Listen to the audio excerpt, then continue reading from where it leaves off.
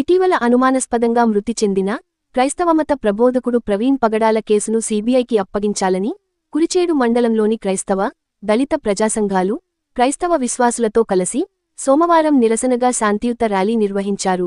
స్థానిక పంచాయతీ కార్యాలయం నుంచి పాత పోలీస్ స్టేషన్ సెంటర్ వరకు ఈ నిరసన ర్యాలీ నిర్వహించారు.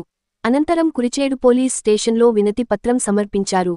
నిరసన ర్యాలీని ఉద్దేశించి ఫాదర్ నరిశెట్టి రాయన్న మాట్లాడుతూ, కులమతాలకు అతీతంగా ఉండే అతి పెద్ద దేశం భారతదేశం అని, అలాంటి దేశంలో ఇలాంటి సంఘటనలు జరగటం దురదృష్టకరమని తెలిపారు.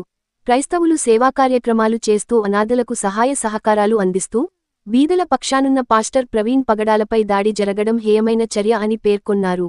ఈ కేసును సజావుగా సాగకుండా కొంతమంది సోషల్ మీడియాలో రోజుకోరకంగా విషప్రచారం చేస్తున్నారని, ఐక్యతను దెబ్బతీసే కుట్రలు చేస్తున్నట్లు వివరించారు.